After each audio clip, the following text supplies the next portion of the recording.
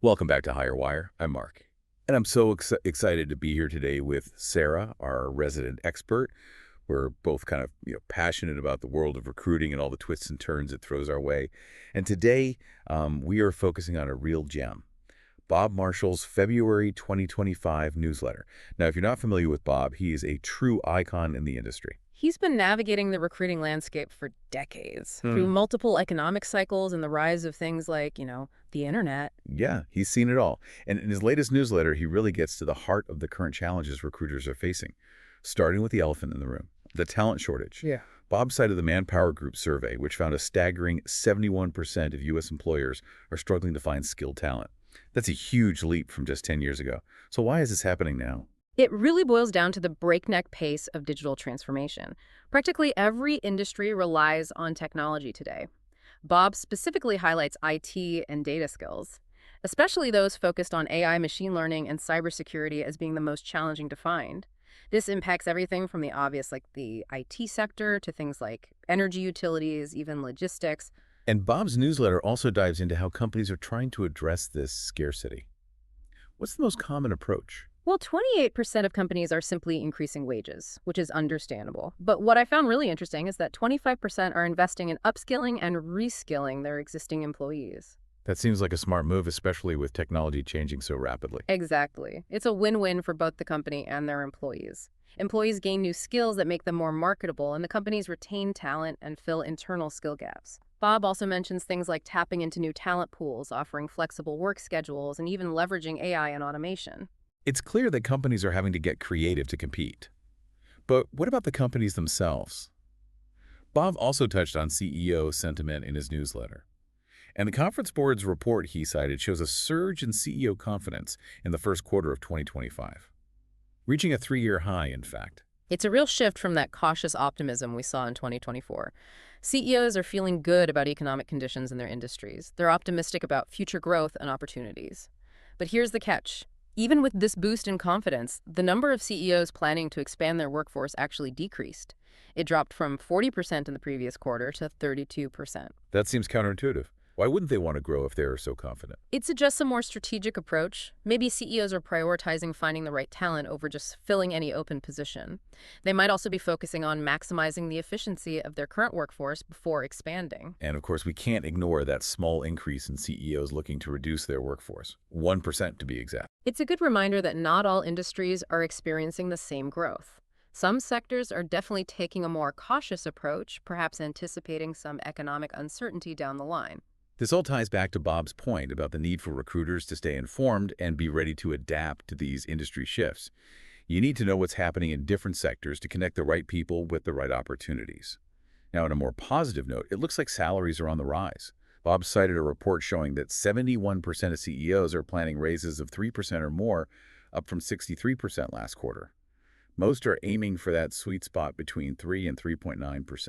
That's a direct response to the talent shortage. Companies are realizing that competitive salaries are crucial for attracting and retaining top talent. It's not just a bonus anymore, it's a necessity. So we've got this talent shortage, cautiously optimistic CEOs, and wages are on the rise. Where does the tech job market fit into all of this?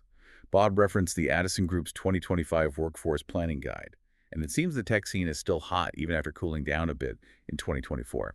The demand for tech professionals is definitely still there. What's interesting is that both companies and candidates are becoming more selective. Interview processes are getting longer. Companies are emphasizing company culture and benefits beyond just salary. And what about remote work? It seems like companies are pulling back from that full-time remote model. Bob mentioned the trend toward hybrid models 2-3 days in the office and highlighted the need for tech workers to be closer to the office. We're definitely seeing a shift. The Indeed survey that Bob cited found that 42% of remote workers have actually been asked to return to the office full-time. It seems companies are recognizing the value of face-to-face collaboration and in-person team dynamics, at least part of the time. And this brings us to a thought-provoking article that Bob shared, The Death of the Resume. Right. Andrea Berkshire really gets you thinking about the future of candidate evaluation. It made me wonder if the traditional resume is actually going extinct. Can AI really take over the entire recruiting process?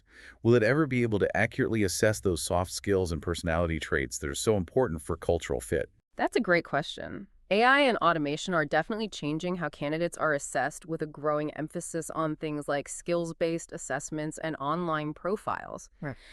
But can technology replace the human element entirely? Can it truly capture those nuances that make a candidate the perfect fit? While we may not have all the answers yet, but it's clear that the recruiting landscape is changing in some pretty fundamental ways. And speaking of change, let's shift gears for a moment and talk about the role of small and medium-sized businesses in all of this. Bob highlighted their impact on the job market. He cited the ADP National Employment Report, which showed that over 47% of new job creation in February came from these smaller businesses. That's a huge number. And for recruiters, especially those working on a contingency basis, it underscores the importance of focusing on this segment of the market. Small and medium-sized businesses are driving a significant amount of hiring activity. They often have unique needs and require a more personalized approach, which can be a great opportunity for recruiters who are willing to go the extra mile. And then there's this whole hidden job market that Bob talks about. He points out that these 7,600,000 job openings reported by the BLS only represent 20% of the actual market. 80% of jobs are never even publicly advertised. That's where networking, word-of-mouth referrals, and strong recruiter connections become invaluable. To tap into that hidden market, you need to be actively engaging with your network-building relationships and staying informed about those informal channels where opportunities are circulating. You have to think like a detective. So we've talked about the obvious job market. Now let's dig into those hidden figures. Bob mentioned the U6 unemployment rate, which was 8% in February. It's a broader measure that includes discouraged workers and those who are stuck in part-time roles for economic reasons but would prefer full-time work. It's a much more comprehensive picture of the labor market. Those who are considered unemployed are just the tip of the iceberg. The U6 rate captures those individuals who are often overlooked but are still available and eager to work. They might be underemployed or may have given up actively searching but are still open to the right opportunity.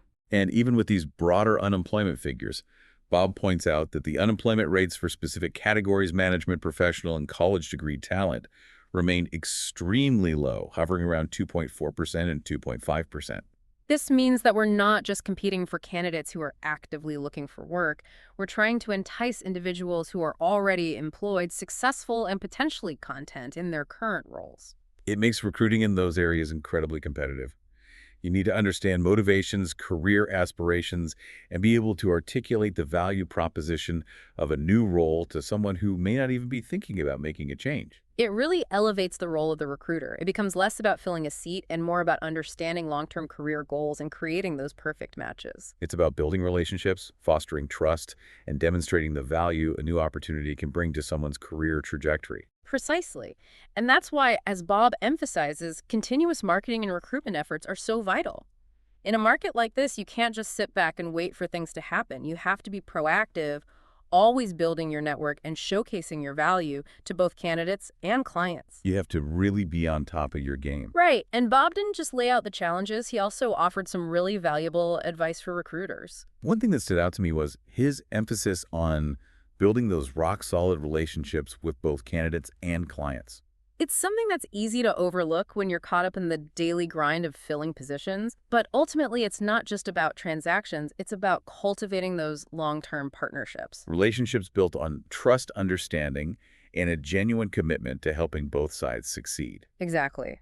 Bob also stressed the importance of specialization for recruiters, focusing on specific niches, industries, or skill sets. This makes so much sense. Yeah. When you specialize, you can really dive deep into a particular area, become a true expert. It transforms you from just a recruiter into a trusted advisor, someone who can provide invaluable insights to both candidates and clients. You become the go-to person in your field. And that expertise is what attracts the top talent and the best job orders. Now we can't talk about the future of recruiting without mentioning technology. Bob acknowledged the impact AI and automation are having on the recruiting process. Yes. But he also cautioned against relying too heavily on technology at the expense of human interaction. There needs to be a balance. We can certainly leverage technology to streamline tasks and gain valuable insights, but we can't lose sight of that human touch. It's that personal connection that makes the recruiting experience meaningful for everyone involved. Ultimately, we need to remember that we're dealing with people, not data points. It's about building rapport, understanding motivations, and creating a positive experience for both candidates and clients. Those are the things that truly set great recruiters apart. It's about recognizing that human element that technology can't replicate. empathy, intuition, and the ability to connect on a personal level. And on that note, Bob also brought up the importance of considering the natural rate of unemployment, a concept developed by economist Milton Friedman. Okay, for those of us who don't have economics degrees, can you break that down for us?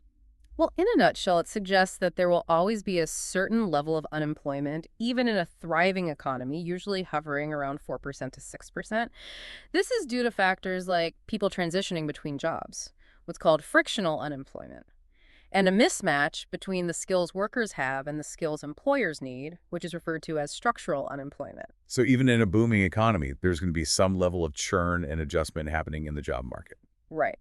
Now, apply that concept to the specific talent pool recruiters often work with, management professional and college-degreed individuals.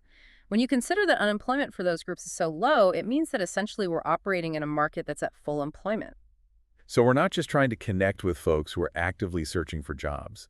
We're often trying to entice individuals who are already employed, happy even and successful in their current roles. It's a whole different ballgame, and it requires a much more nuanced approach. It's a lot more challenging. It really is. You have to be able to sort of showcase those opportunities that might not even be on their radar, presenting career paths that align with their long-term aspirations. You're not just presenting a job, you're painting a picture of their future. Exactly. And Bob's final thought in his newsletter is something that I think resonated with both of us. He stressed the importance of continuous learning and adaptability for recruiters. It's absolutely crucial in this field. The recruiting landscape is always evolving. You can't just rely on what worked 5 or even 2 years ago. You have to constantly be learning, growing, and refining your approach. Bob is a perfect example of that. He's been in the industry for decades and has managed to stay at the forefront. He embraces new technologies, adapts to economic shifts, and is always looking for ways to improve. He truly walks the walk. His career trajectory is almost a roadmap for successful recruiting in itself. He started before the internet, remember? And he's not only survived, but thrived through all the technological disruptions and economic ups and downs. He's seen it all from the days of faxing resumes to AI-powered recruiting platforms. And he's always been willing to share his knowledge and insights with others. His newsletter is a must-read for anyone who wants to stay ahead of the curve in this industry. So as we wrap up our discussion of Bob Marshall's February 2025 newsletter, what are some key takeaways for you? For me, it's a reinforcement of the fundamentals. Building strong relationships, staying informed about market trends, and being adaptable. Those are the timeless principles that will always be relevant in recruiting no matter what new challenges or technologies emerge. I agree, and I think Bob's insights really highlight the need to be more than just a recruiter. We have to be consultants, advisors, and problem solvers who can connect the dots and create those win-win situations for both candidates and clients. We need to understand the bigger picture, the economic forces at play, the specific challenges facing different industries. That's what allows us to provide real value and build those long-lasting, meaningful partnerships. It's about being proactive, anticipating needs, and being a true partner in helping both candidates and clients achieve their goals. Well said. So to all of our fellow recruiters out there, we encourage you to share your thoughts and experiences navigating this ever-evolving recruiting landscape. We're all in this together, and we can learn so much from each other. And as we leave you today, we'd love for you to consider this. How can we as recruiters effectively leverage technology while still maintaining that all-important human touch in our interactions? It's a question worth pondering. It is. And until next time, remember to subscribe to HireWire for more insights into the world of recruiting. Happy recruiting, everyone.